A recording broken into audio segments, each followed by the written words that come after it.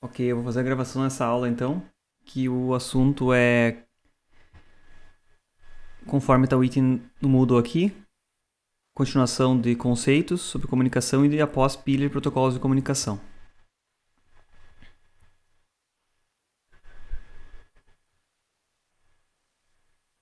Ok, nós já tínhamos iniciado lá e nas aulas anteriores apresentei uma parte do conteúdo que era relacionava a comutação de circuitos e de pacotes. Lembra lá daquela questão da rede de telefonia comutada? Aham. Lá do início, isso, e depois foi dividido então por pacotes, que se tornou mais melhor utilizado os meios, porque quando você não está transmitindo nada, outro usuário pode transmitir dados naquele meio, né? Sim. Ainda mais que os meios com uma grande largura de banda podem ter vários usuários utilizando eles ao mesmo tempo, que não poderia acontecer na comutação de circuitos. Ok, naquela aula passada ali, na atividade, tinha ainda uma leitura sobre WAN e LAN, que é Wide Area Network e Local Area Network. Basicamente, Local Area Network são redes locais, né, geograficamente próximas, e Local Area Network é a nossa rede local que não precisa necessariamente ser ligada com a internet. Então, nós estamos olhando aqui tudo basicamente agora do ponto de vista de redes de computadores, né? Nossa disciplina é redes de comunicação, então nós vamos um pouco para outros tipos de rede também mais próximos do final, mas atualmente nós estamos falando bastante de redes de computador, que é o que a gente tem mais contato, né? Então, aqui, o primeiro conceito a abordar hoje é só uma questão mais bem geral, assim, que é um backbone de uma rede de comunicação. O backbone é tudo aquilo que está além, a tradução é exatamente espinha dorsal, né? Backbone. O que está além da nossa LAN, o que está do lado de fora da internet. Como, de fato, as mensagens enviadas desde meu computador está chegando até o teu, ou do teu a qualquer lugar do mundo, como elas conseguem ser entregues, sendo que as topologias de LAN são bastante simples. São geralmente multiponto, né? E tem, em geral, uma conexão só com a internet. Eu vou abrir aqui uma figura que mostra aqui uma representação do que é a topologia da internet num certo momento do tempo, que eu não conseguia identificar qual é. Eu não consegui botar a figura aqui porque realmente eu necessito abrir ela em alta resolução. Então eu estou abrindo aqui e vou dar um zoom nela.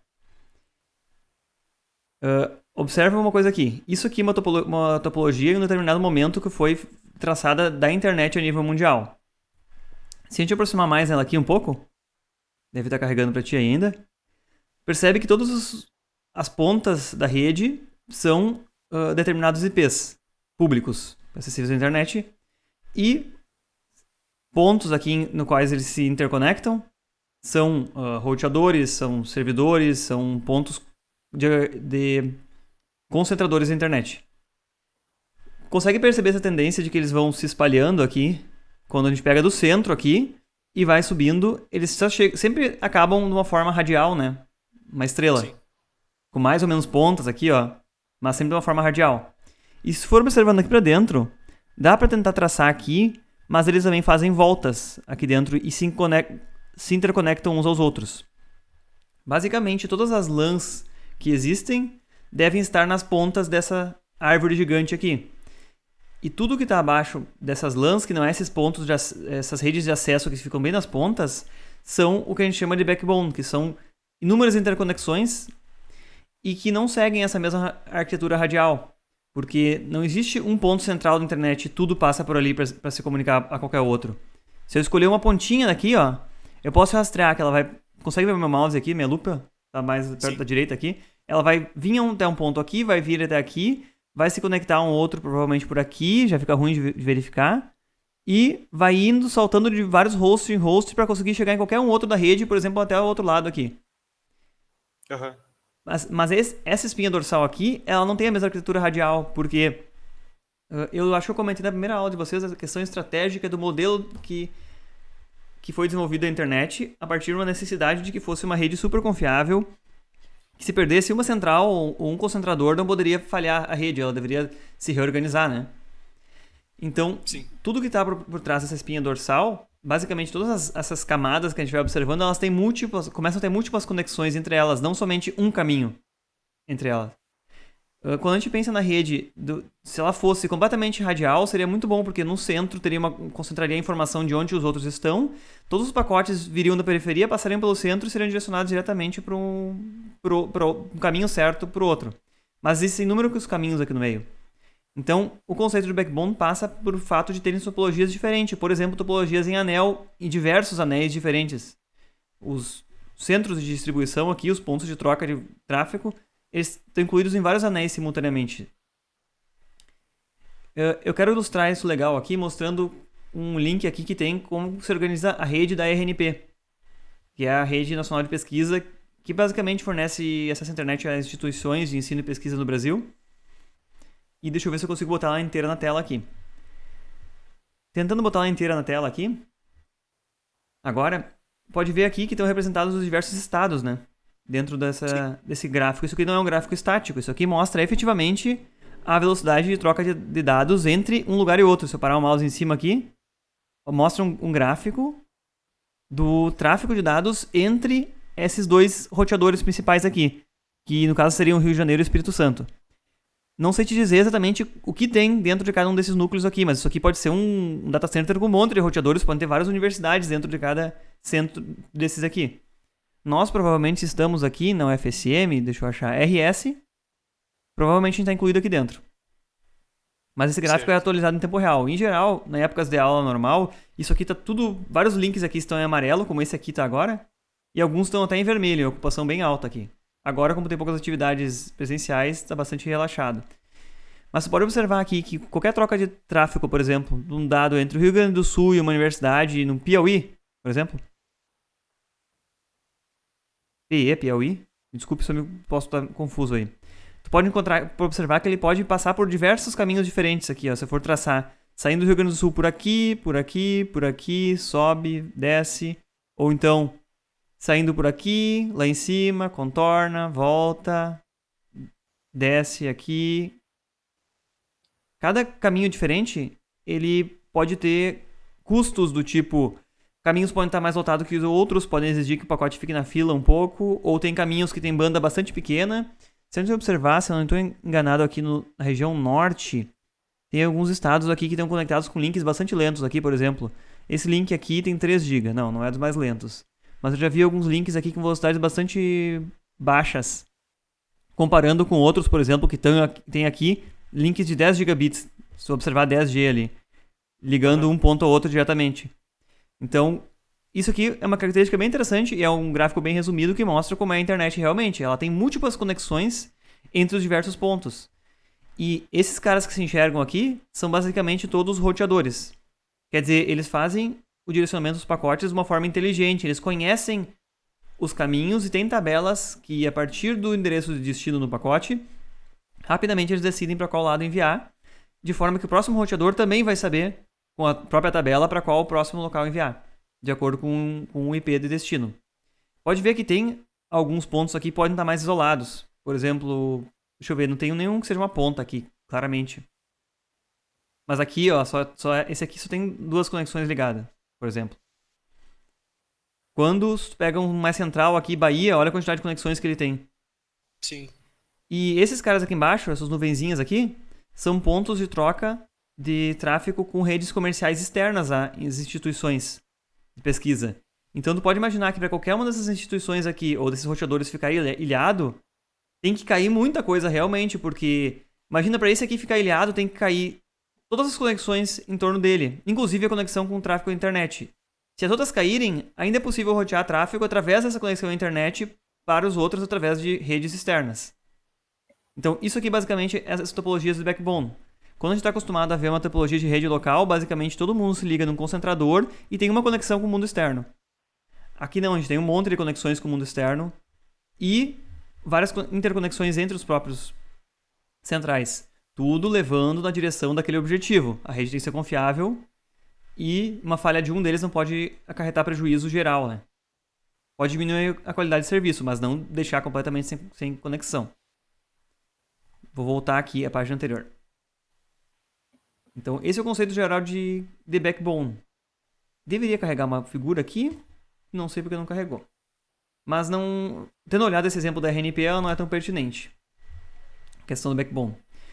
Naquela ali a gente já observou a questão da arquitetura radial, né? Nas pontas, basicamente, e a arquitetura em anéis, que formam essa parte da espinha dorsal. E os backbones reais mesmo tem uma arquitetura mista aqui. Pontos seriam radial, pontos seriam em anéis, mas todos os backbones em geral são mais confiáveis quando são em anéis, que não dependem de uma conexão física só. Sim. Então, se a gente quer rever essa questão de arquiteturas, redes locais são radiais. O backbone e a espinha dorsal são em anéis sempre. Bom, agora focando especificamente na questão de comutação de pacotes. Todas essas redes que a gente comentou aí, agora, hoje em dia, são orientadas à comutação de pacotes, né? E as 3 métricas de desempenho que a gente pode resumir aqui deles são atraso, perda e vazão de dados. O atraso está relacionado, então, com o tempo necessário para os bits serem transmitidos e alcançarem o destino.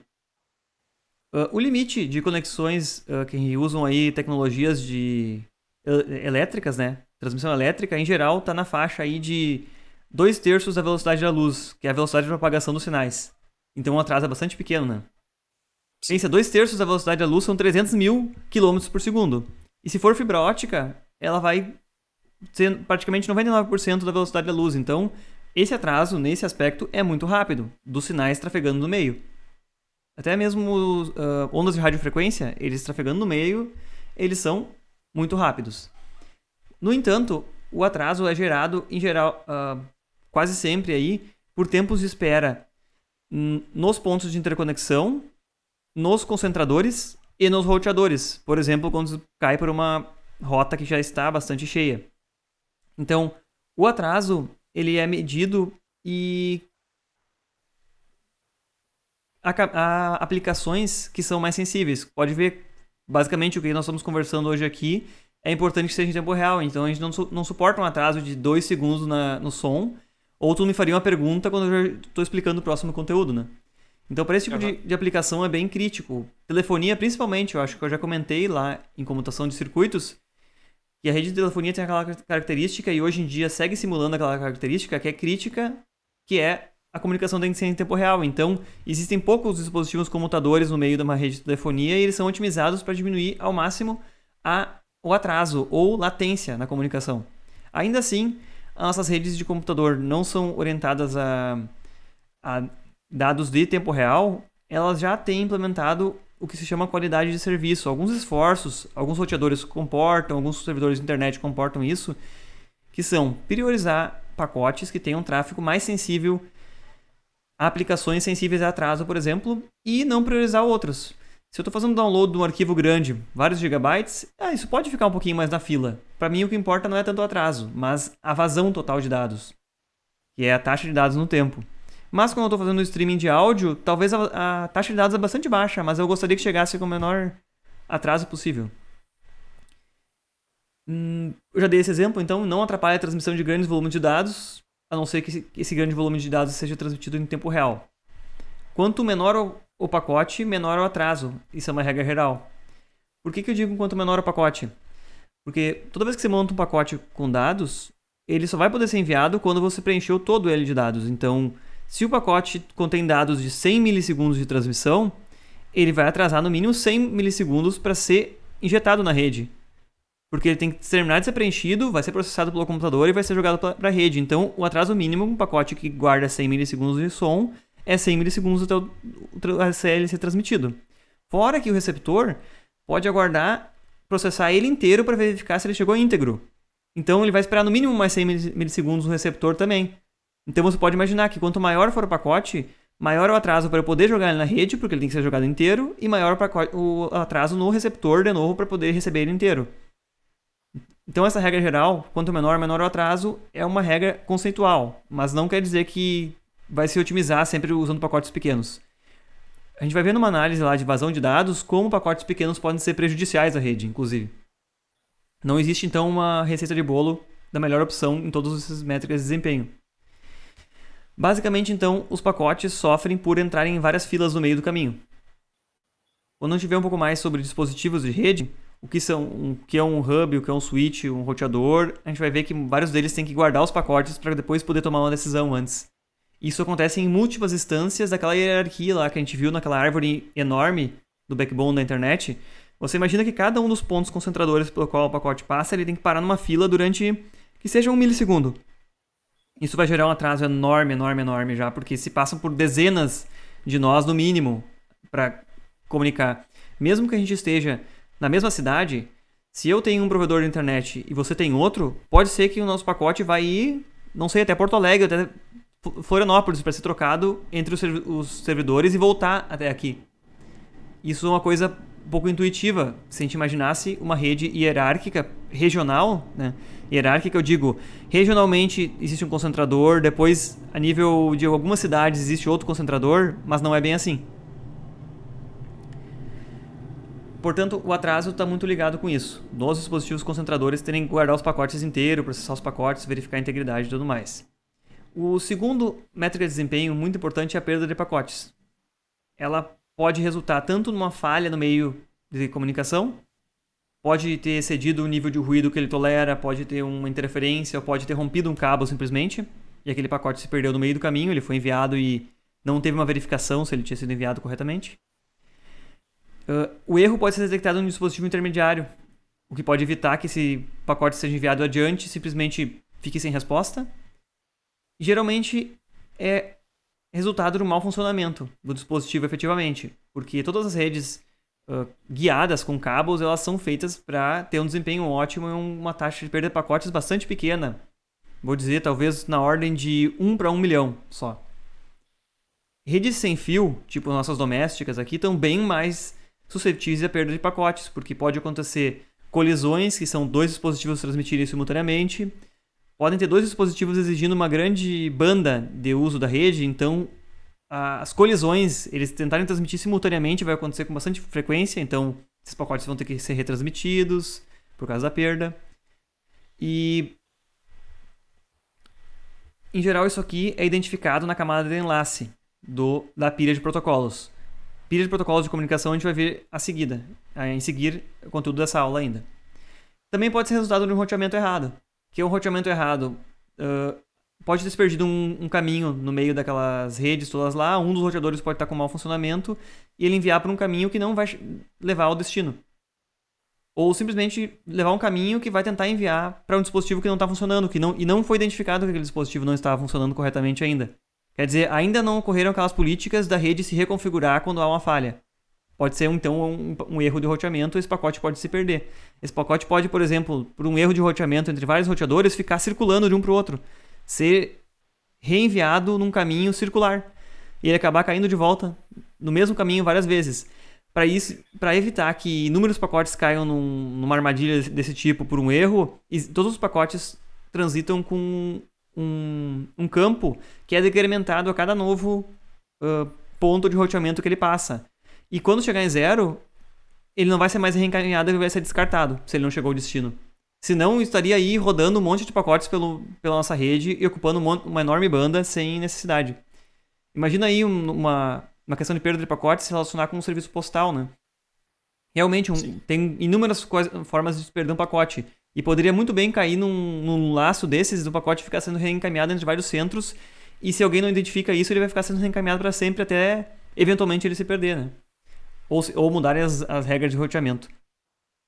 Então, atraso, perda de pacotes e a última métrica aí, que é o que a gente geralmente observa em todos os tipos de rede ou até quando se contrata um serviço de internet, é a vazão de dados. Que é a taxa de transmissão de dados obtida em um determinado enlace de rede ou um conjunto de enlaces que compõem uma rota entre duas estações. O que eu quero dizer? Em um caminho entre dois pontos ou então em vários caminhos agregados que podem ligar dois pontos. Da mesma forma que a gente pode ter num backbone diversas conexões, um próprio host, um próprio dispositivo pode ter várias conexões à internet e pode agregar as taxas de dados das duas para conseguir chegar no destino com maior taxa de dados ou por algum objetivo específico. Então a vazão de dados compreende tudo isso. E a medida delas é bit por segundo, que é o que realmente todo mundo quer. Eu quero 150 megabits por segundo, eu quero tantos megabits por segundo. Em geral, o pessoal não se preocupa com qual é a taxa de perda de pacotes de uma comunicação. Ou o atraso. Há tempos atrás, não sei se hoje em dia alguma operadora ainda oferece isso, algumas operadoras de comunicação via DSL ofereciam pacotes de dados com baixa latência, que era exatamente, eles ofereciam caminhos da rede mais rápidos e preferenciais para diminuir o atraso para, por exemplo, quem joga muito. Joga um jogo online, um atraso de meio segundo é um absurdo, você já perdeu o jogo, impraticável. Então eles ofereciam preferência nas filas, num pacote de contratado específico para baixa latência de transmissão. Portanto, voltando à vazão de dados, depende da camada da pilha de comunicação na qual se analisa. De novo, a pilha de comunicação eu vou apresentar a seguir o que significa. Quanto maior a fração do pacote composta de dados úteis, em geral, maior será a taxa de dados útil máxima no meio de transmissão. Aqui é exatamente aquela frase que se opõe àquilo que eu falei no início. Se menores pacotes implicitamente já iniciam com menor atraso, maiores pacotes atingem vazão de dados maior. Por quê? Para transportar uma carga útil, se adiciona ali aos pacotes de dados um cabeçalho com endereço de destino, endereço de origem e alguns campos de controle no pacote de dados. Então, quanto maior a parte útil do pacote de dados, sendo que esse cabeçalho de dados é mais ou menos constante, maior a taxa vazão de dados real medida nesse sistema de comunicação. Portanto, nós podemos ver que não tem como maximizar todas as métricas ao mesmo tempo, né?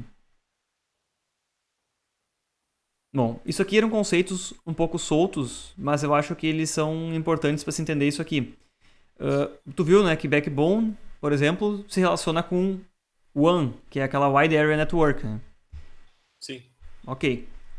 Bom, esses aqui são conceitos um pouco soltos da aula e agora eu vou voltar. Eu deixei intencionalmente esse conceito de pilha de comunicação num tópico separado da aula, porque a gente vai ter que retomar ele de algum momento aqui. Inclusive as atividades vão retomar ele aqui, tá bem?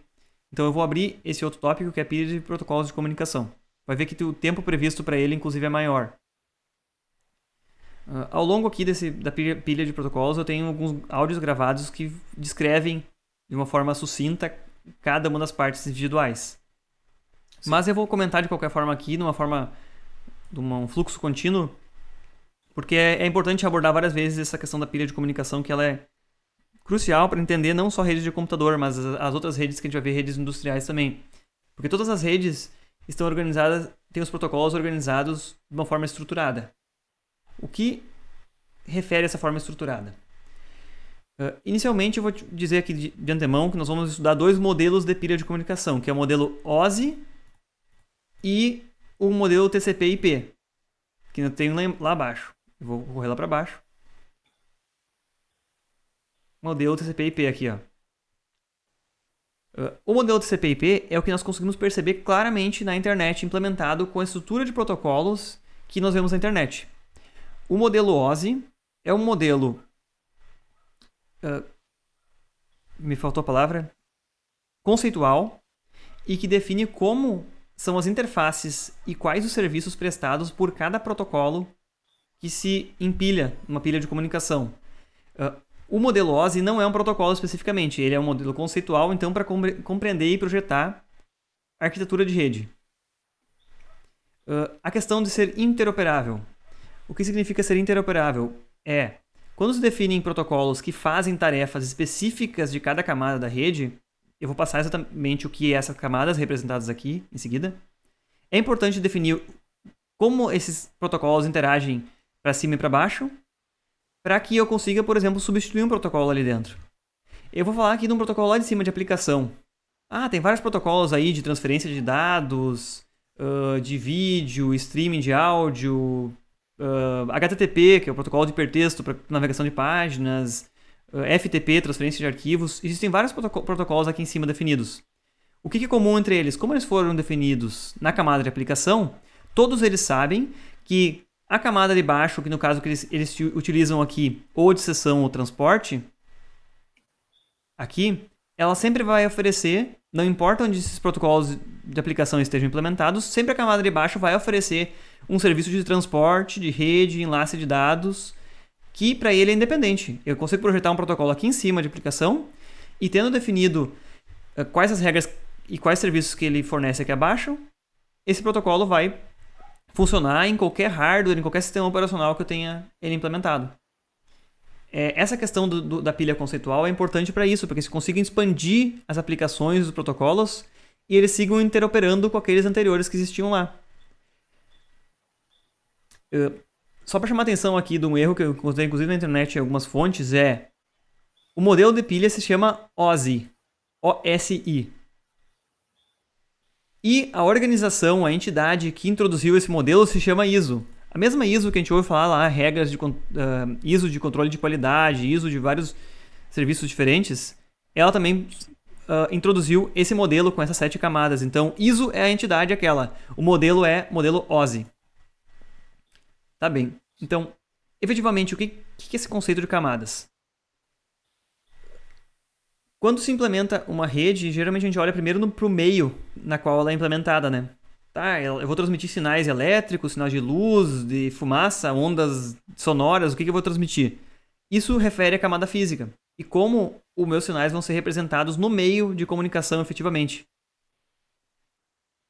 Quer dizer, eu posso ter cabos metálicos e transmitir sinais como níveis de tensão, mais 10, menos 10 e 0, por exemplo. Ou eu posso transmitir níveis de corrente. 10 mA é um valor, 20 mA é outro. Existem protocolos que realmente usam sinais na forma de corrente. Então, isso quer dizer na camada física e como os bits são representados nesses canais. Aqui entra especificamente aqueles conteúdos que a gente vê nas disciplinas de telecomunicações 1 e 2, que é que tipo de modulação a gente usa, como é que isso é representado no meio, como é que é feito, ocorre a atenuação do sinal, distância máxima de comunicação, por exemplo, refere tudo à camada física. Agora, entra um pouquinho acima do que está na camada física, que é o enlace de dados. Bom, uma vez que existe uma série de bits que foi representado no meio físico e agora virou bits, daqui para cima, da camada física para cima, isso aqui, representação já são dados digitais já foi para dentro do computador. Aqui já é tratado, por exemplo, isso foi implementado em software, não depende especificamente de hardware. Apesar de que a maior parte das vezes o enlace ainda é implementado em hardware para ter um bom desempenho, né? Bastante rápido, que software não seria fácil. O enlace faz aquele tipo de conexão que, por exemplo, é a nossa Ethernet. A gente usa um cabeamento, digamos, metálico, um cabo azul para Ethernet lá, e as regras dele aqui no enlace de dados, ele vai interpretar aquela sequência de bits e vai montar um quadro com aqueles bits e vai verificar se tem um endereço MAC de destino, um endereço MAC de origem, e vai verificar a integridade, de repente, desses dados aqui. E vai garantir que, uma vez que tenha uma certa transmissão, ele consiga responder dentro de um determinado tempo, ele consiga reconhecer se existem dados sendo transmitidos no meio ou não tenha dados sendo transmitidos no meio, para ver se ele pode, naquele momento, acessar a rede e transmitir dados. Isso são tarefas da camada de enlace. Só que isso aqui só entende o que os computadores estão ligados muito próximos. Isso aqui está relacionado com a própria rede fechada. Só os computadores que se enxergam diretamente ali ligados, por exemplo, ao mesmo hub. A camada de rede uma vez que a camada de enlace identificou que chegou um quadro de dados lá, um frame, e era realmente para o seu computador, ou então era endereçado para múltiplos computadores na rede e o seu se inclui, aí ele vai passar para o protocolo de cima, que pode ser, por exemplo, o IP. Aí sim ele vai ter um endereço de IP lá que identifica o teu computador unicamente dentro de uma rede mundial de computadores. Mesmo que eles não se enxerguem na mesma rede física, que é o que a camada de enlace faz, gerenciar os que se enxergam na mesma rede física, a camada de rede garante uma entrega a nível maior, por exemplo, a nível mundial. Podemos imaginar assim, um exemplo bem simples no escritório. Até essas duas camadas de baixo são entregas feitas internamente no escritório, papéis que vão de uma mesa para outra. Camada de rede já é um serviço postal de longa distância. E a gente pega no camada de transporte, ela implementa mais funcionalidades do tipo verificação se realmente houve uma entrega. Se eu enviei um pacote e não recebi uma resposta dizendo que ele foi recebido corretamente, eu posso realizar a retransmissão. E isso está na camada de transporte. Percebeu que cada nível da camada aqui está agregando mais funcionalidades na rede e está tornando ele mais complexo? Então, cada nível, o dado que inicialmente foi criado aqui em cima pela aplicação, ele foi sendo jogado para baixo aqui e foi sendo adicionado mais informações para gerenciamento desse dado. Até o momento que na camada física ele foi transformado em um sinal elétrico ou um sinal luminoso, o que seja, para efetivamente ir para o meio de transmissão. As camadas inferiores, Data Flow Layers aqui são definidas, e as superiores, Host Layers. Não confunda essas 4 camadas inferiores com as camadas do outro modelo, né? Que é o modelo de CP/IP. Aquele modelo de CP/IP tem as 4 de cima são resumidas numa só. E as 3 de baixo são praticamente iguais. Então, tu viu quando eu fui descrevendo o que acontecia de um sinal elétrico, camada de enlace, rede, fui subindo? Eu fui falando sobre serem adicionados mais dados àquele teu dado original, né? Para ter uma ideia, nessa pilha conceitual, o que seriam os dados transmitidos pelo usuário aqui em cima? Ó. E o usuário digita lá no terminal um certo dado e dá um enter para enviar. A camada de aplicação adiciona um pouquinho de dado de controle no início e os dados do usuário. A de apresentação adiciona mais alguma coisa e os dados. A de sessão, mais alguma coisa e os dados. Quando chega no meio físico, tu viu que cada camada teve uma pequena contribuiçãozinha, né? Quando chega no meio físico, os dados do usuário podem ser a menor parte do pacote. Pode ser que, se você transmitiu 1 byte, você enviou 150 bytes para a rede, só para gerenciar o envio daquele 1 byte. É como se efetivamente tu pegasse um envelope e tu preenchesse com um monte de informação do lado de fora do envelope, no remetente, no destinatário, e do lado de dentro tu escrevesse uma palavra só. Pode acontecer isso aqui. Isso é uma sobrecarga que a rede tem em função dessas pilhas de comunicação conceituais. Não quer dizer que realmente tenham que ter tantos protocolos assim empilhados. Eu posso não utilizar parte dessas funcionalidades dos protocolos aqui. É muito tranquilo se eu tenho um dispositivo que vai funcionar simplesmente na minha rede interna de um escritório, uma rede interna entre microcontroladores, por exemplo. Eu posso utilizar direto a camada de enlace aqui, ó, e cortar por aqui, e eu acessar diretamente a camada de enlace usuário, largar um dado para a camada de enlace, e ela vai entregar no meio físico e deu. Aí eu vou ter uma menor sobrecarga, né? Mas eu não vou ter, por exemplo, o endereçamento da camada de rede lá. Eu não vou garantir a nível mundial uma entrega do pacote, porque eu estou falando localmente. Eu não vou garantir, por exemplo, uma função da camada de transporte que é garantia da entrega. Se ele garantiu a entrega, ele me diz. Se não foi possível entregar, ele fez algumas tentativas e não deu certo, ele vai me dizer, ó, deu um erro no transporte. Ó, tu toma suas providências porque eu não consegui entregar. Seria uma funcionalidade de transporte, entendeu? Também não quer dizer que isso aqui, que esses dados extras adicionados sejam, por exemplo, cabeçalhos e footers aqui, headers e footers e rodapés, né? Tradução do que vem depois. Não quer dizer que eles sejam a maioria. Eu posso ter dezenas de bytes aqui de controle e posso ter milhares de bytes de dados úteis. Aquilo que eu comentei anteriormente lá, lembra da vazão de dados lá? Quanto maior é a parte útil em relação às informações de controle, melhor efetivamente o meio físico está sendo utilizado. Porque eu me refiro aqui, como é que eu estou tentando linkar meio físico, taxa de dados, com a pilha de comunicação? Só a interface física aqui é o que realmente cai no mundo físico. Eu digo, viram grandezas físicas no meio de transmissão, que vão representar os seus dados.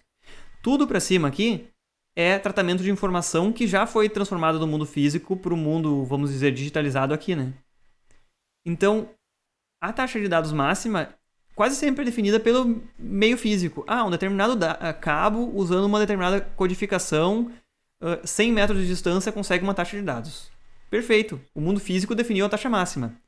Se eu tiver uma pilha enorme de comunicação e adicionar um monte de dados a mais, a minha taxa útil diminui, porque a taxa, vamos dizer, crua é a camada física consegue atingir.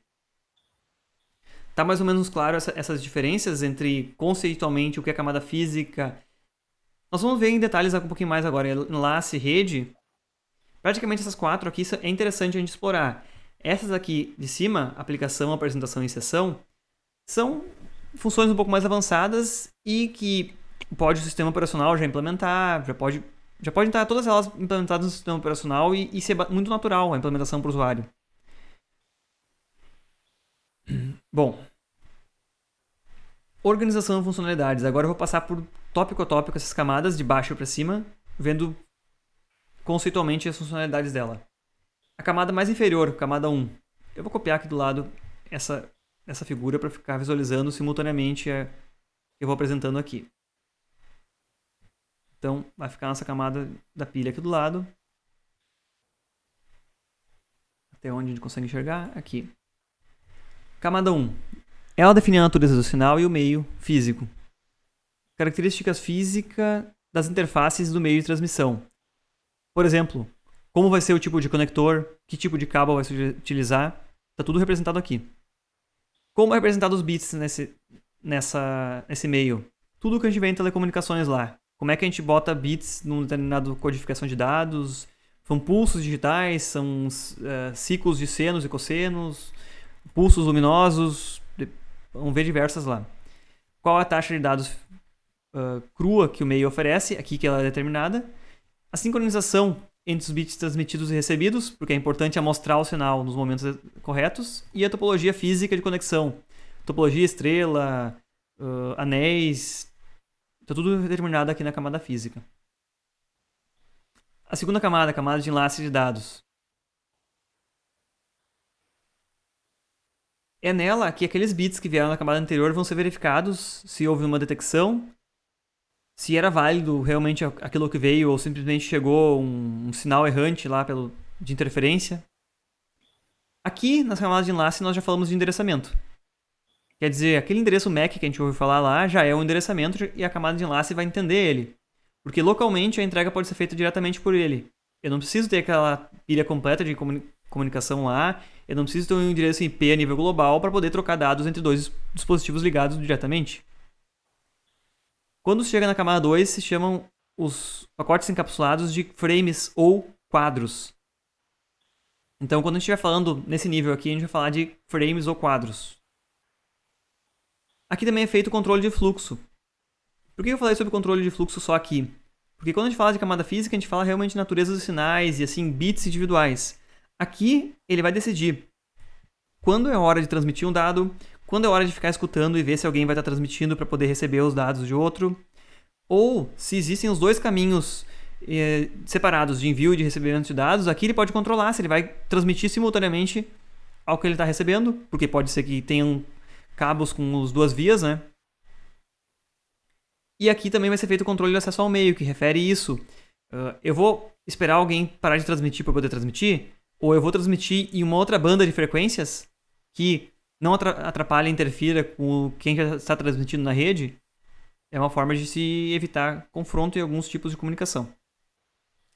Me refiro, é uma forma de evitar colisão de dois sinais se ocuparem o meio ao mesmo tempo. A camada 3 aqui, a camada de rede, é onde está o nosso tão conhecido protocolo IP. O que ele faz? Ele tem mecanismos para que um dado entregue vindo da camada superior, que chegue na camada de rede com endereço, seja efetivamente enviada para o destino. A garantia de entrega dele é conceitual só, porque pode acontecer um dos diversos problemas lá de perda de pacote no meio do caminho, roteamento errado. Qualquer perda de pacote, essa camada de rede ainda não garante 100%, mas ele tem as estruturas suficientes para fazer a entrega dos pacotes. Ainda que esses pacotes não estejam na rede local. O que quer dizer isso? A camada de enlace de dados ela enxergava a rede local e todos os computadores ou dispositivos ligados no mesmo hub. Essa camada aqui ela tem formas de se enviar para fora da sua rede local. E cair, por exemplo, na rede mundial ou cair numa outra subrede que não é acessível diretamente. Na camada de rede é que se realiza o roteamento de pacotes. Quer dizer, aqui podem começar a surgir aquelas redes com vários anéis e várias estruturas diferentes que têm protocolos específicos para os roteadores se conhecerem os caminhos para qual cada pacote deve ser encaminhado. Nessa camada, então, está o nosso protocolo internet. A camada 4, que é a última dessas camadas mais baixas aqui, é essa que faz endereçamento. Agora nós vamos chamar de processos. Porque se nós temos vários processos comunicantes, como é no próprio sistema operacional do computador, tem vários processos simultaneamente usando a rede. E quando esses processos enviam dados, eles querem que as respostas cheguem de volta para eles e não sejam confundidos. Eu não posso ter uma página web sendo aberta, quando eu clicar no link, o dado recebido e parar em outra janela do navegador, que não tem nada a ver. Então, o gerenciamento para os diversos processos no mesmo dispositivo e que poderem acessar pela mesma interface de rede a rede de computadores ou serviços em outros computadores, é feita pela camada de transporte. Ela também faz o que a gente chama de segmentação e remontagem, que é uma rede tem um tamanho máximo de pacote que ela pode comportar. Isso, em geral, está definido na camada de enlace, tamanho máximo do pacote. Mas alguém aqui de cima tem que saber disso e tem que fragmentar os dados em pacotes menores. Se eu vou buscar um arquivo de 1 GB num servidor de download, de FTP, ele não vai poder me enviar um pacote de 1 GB. Ele vai mandar vários pacotes fragmentados numa sequência e o meu computador vai receber. O processo correto que pediu ele vai receber e vai remontar ele na camada de transporte. Para aí sim guardar no meu disco e quando estiver completo dizer, ó, chegou o teu dado aqui. Aqui também é feito novamente um controle de erro, além daquele que era feito na camada de enlace de dados e além do controle de erros que é feito parcialmente na camada de rede. Controle do fluxo, quando está ocorrendo grande perda de pacotes, ele pode gerenciar para que seria limitada a taxa de ocupação da rede para cada processo, ou os processos têm uma prioridade de acessar a rede com maior ou menor frequência. Isso me refiro a o que vem de cima ser gerenciado para que ele consiga utilizar a rede de uma forma transparente. Você está entendendo o que eu me refiro quando eu falo esse exemplo de ter um navegador com várias abas abertas? Sim. Ok. Tu tem noção do que são portas no computador? Portas de rede? Não muito. Não muito, mas já ouviu falar desse conceito de portas? Ah, sei lá, um protocolo lá SSH usa porta 22. O HTTP, acesso à internet lá, usa a porta 80 ou a porta 8080. Não escutei. Nunca ouviu falar sobre isso aí? Bom, eu vou te dizer, se tu abriu a página do Moodle, tu tá usando ou a 80 ou a 8080. Quer dizer, o teu computador tá enviando pela camada de transporte dizendo, eu quero que nesse servidor específico em qual está a página do Moodle, você busque o serviço que está na porta 80. Então ele vai botar a porta 80 aqui na camada de transporte, a camada de rede ele vai dizer, esse é o IP do servidor para qual eu quero buscar. Na camada de enlace ele vai dizer, entrega pro roteador da minha rede ou faz o que tem que fazer para entregar meus dados. E lá no servidor, quando chegar, ele vai verificar que o IP era dele e que tu tá pedindo a porta 80. Então ele vai jogar para cima e vai te entregar os dados correspondentes ao serviço que está rodando na porta 80 dele. Entende que esse endereçamento que é feito na camada de rede, ele é relacionado com identificar os muitos dispositivos que estão numa rede, né? E esse endereçamento de portas que eu falei corresponde a como internamente multiplexar o acesso dos diversos serviços que podem estar usando simultaneamente essa camada de rede. Então cada um pode ver que tem funcionalidades bem específicas. E para a camada de rede, não importa o que está vindo de cima, não importa qual porta está na camada de transporte. A camada de rede é completamente independente, ela só enxerga um pacote de dados e ela trata tudo que está dentro daquele pacote de dados da mesma forma. Bom, a camada de transporte pode ser orientada à conexão também. O que quer dizer isso? Antes de enviar dados importantes, pode a camada de transporte enviar primeiro um pacote perguntando se o serviço está disponível e depois que terminou a transmissão de todos os dados, ele diz, terminei, ok, pode encerrar.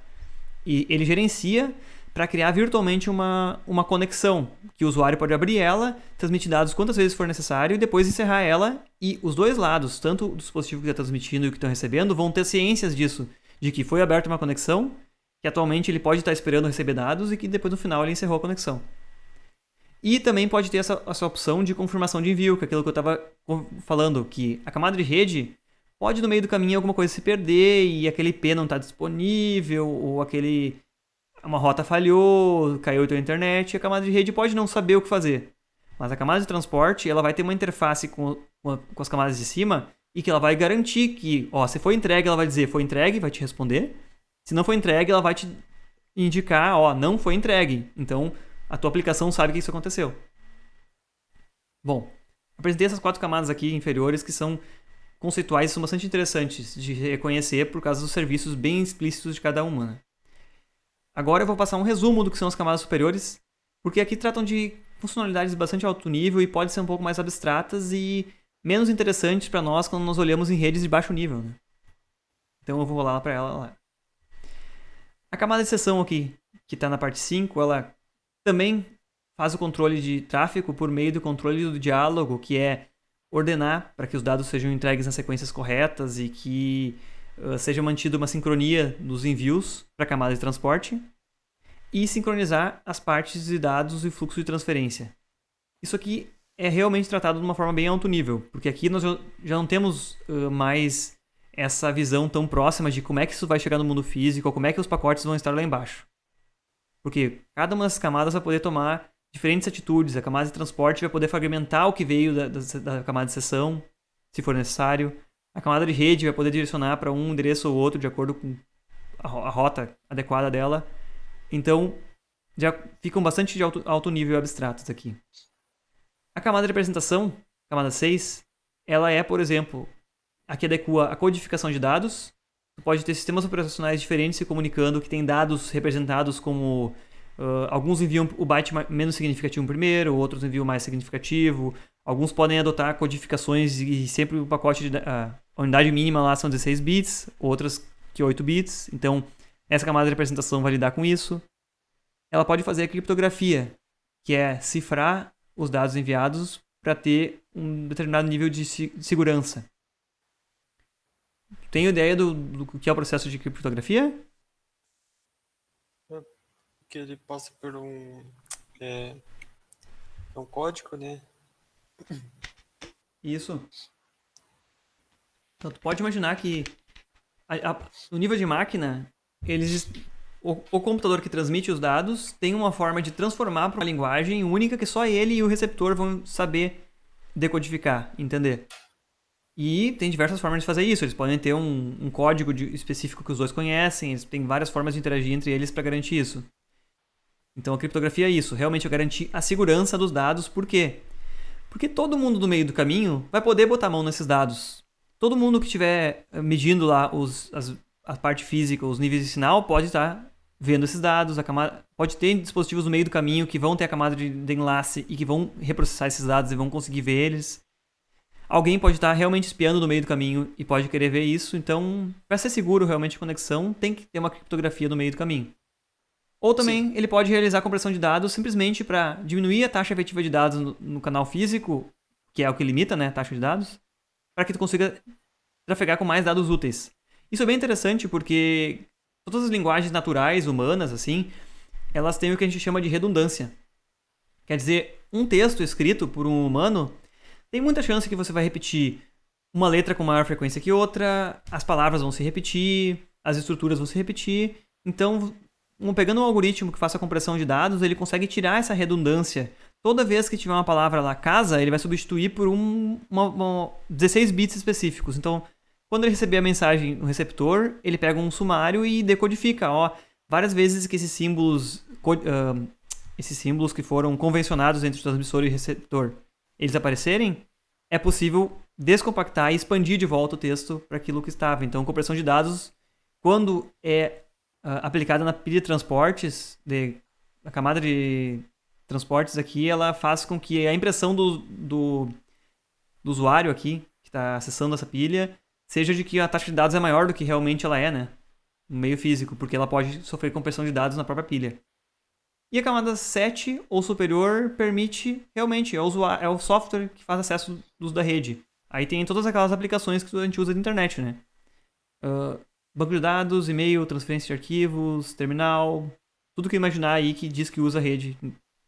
Aí tem as siglas que a gente conhece, o HTTP, que é o hipertexto, FTP, transferência de dados, terminal seguro, SSH, Telnet, terminal remoto também, POP3, que é relacionado com entrega de e-mail e leitura de e-mail, Torrent, DNS, que traduz os nomes de domínios que a gente quer para os IPs dos servidores que tem aqueles domínios. É muito importante para que nossa internet não seja direcionada a escrever um monte de endereço de IP quando precisar acessar um site. E sabia que o mesmo site pode estar representado em inúmeros servidores diferentes e os DNS, de acordo com como você faz a consulta no DNS, a gente vai ver depois o que é o protocolo DNS especificamente. Se você procurar pelo Google em diversos lugares do mundo, o IP do servidor do Google, depende do lugar no mundo, ele é direcionado para uma direção diferente. Porque existem diversos servidores e vamos dizer que a carga de trabalho é balanceada de acordo com a forma que você aponta nesse índice, dizendo qual o servidor que vai atender esse determinado website. Né? Uhum. Muitas vezes a gente fica sem conexão à internet e os sites que estão abertos seguem funcionando. Ué, o que aconteceu? Se você abre um site novo, ele não funciona. O problema foi, às vezes, o serviço de DNS do seu servidor de internet não está funcionando corretamente. Então, os sites que você já abriu e já conhece o IP, eles seguem funcionando normalmente, porque o seu computador já tem guardado o IP daquele servidor. Mas os sites novos que você tentar abrir, ou os novos programas que você for abrir, não vão conseguir consultar o IP do servidor com o qual eles têm que se comunicar. Então, só para entender conceitualmente o que é esse protocolo, que é bem importante para a rede, sem dúvida nenhuma. Aqui embaixo tem um resuminho aqui, ó, se a gente for passar pelas camadas de novo, na mesma ordem. Camada física, bits, enlace de dados, bits em frames ou quadros, rede, pacote de origem e destino, transporte, prover a entrega confiável da mensagem, recuperação de erros, gerenciar e encerrar sessões, traduzir e criptografar ou possibilitar acesso aos recursos da rede no alto nível. Beleza, isso aqui foi a apresentação, cada uma delas. Eu não vou pedir realmente que isso seja, como vamos dizer, decorado, cada uma delas, mas à medida que a gente for fazer algumas atividades, a gente vai ver a utilidade delas, ou vai ver coisas parciais que utilizam só uma parte da pilha, outras não são necessárias, protocolos que utilizam uma parte da pilha somente. Como ocorre a entrega e encaminhamento de dados? Como ocorre a entrega e encaminhamento de dados? Lembra aquela pilha? Agora nós vamos repetir a pilha em cada uma das diversas formas de entrega de dados, tá? Pode observar aqui que do lado direito nós temos representado o dispositivo que está recebendo o dado, né? O pacote. Sim. E do lado esquerdo o que está transmitindo. Então, conceitualmente, esse pacote vai sair sempre de uma aplicação e vai chegar a outra aplicação do outro lado, se ele estiver endereçado corretamente, estiver entregue corretamente. Quando a gente tem uma conexão ponto a ponto, e os dispositivos, então, estão na mesma rede, obviamente, estão ligados diretamente, dois computadores ligados com cabo direto um ao outro, eles vão funcionar, vão trocar dados corretamente, não precisa ter um roteador no meio, não precisa ter nada. Ou então, simplesmente, eles ocupam o mesmo meio físico, como um barramento daqueles, o mesmo dado que sair da camada de aplicação aqui em cima e for entregue para a camada de representação, exatamente o mesmo pacote de dados que sai da camada de aplicação é o que essa camada de representação entrega para de cima. Então, se a gente observar o dado que trafega aqui no sentido descendente, em cada nó aqui, ele vai ter que ser exatamente igual o que trafega aqui, no nó ascendente. E trocando pelo caminho físico, passando pelo meio físico, ele vai ser entregue aqui e vai subir. Então, aquele encapsulamento de dados que é ir adicionando sucessivas partes a mais aqui, depois que subiu e ir retirando eles, vai acontecer nesse sentido. Ok, aqui numa mesma rede física não tem muito sentido querer analisar isso, né? Só que agora a gente tem intermediários na rede, né? Então, quando entram os intermediários, a coisa começa a ficar mais interessante. Agora realmente a gente vai começar a ver o que é a rede. O que é isso aqui? Dois dispositivos que estão na mesma rede, numa mesma LAN. O meu computador e o meu celular, por exemplo. Se eu fizer um teste ou buscar um serviço no meu computador a partir do meu celular. Como vai acontecer isso? Conceitualmente, o dado vai sair lá de cima, numa aplicação do dispositivo que está transmitindo, vai descender e vai até a camada física pelo dispositivo que está transmitindo. Ele vai chegar no meio físico e vai parar no um hub que eu tenho no meio do caminho. Desculpe, um hub não, um switch que eu tenho no meio do caminho. Aí esse switch vai descobrir o caminho correto e vai largar no outra interface dele, que vai no outro cabo, por exemplo, que vai até um switch que tem na sala de casa.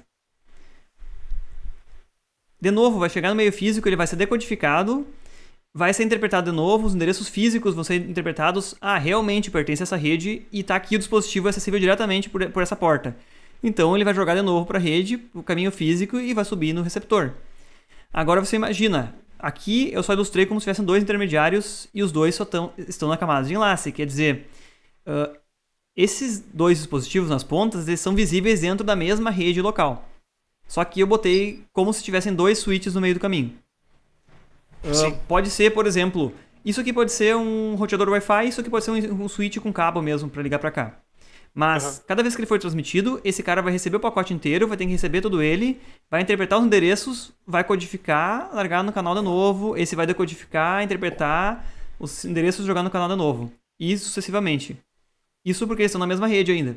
Portanto, eles só precisaram, esses dispositivos no meio do caminho só tinham implementado a camada física, que é interpretar os sinais, os bits, e realmente a camada de enlace. É super simples essa camada de enlace. É a camada MAC que a gente chama, né?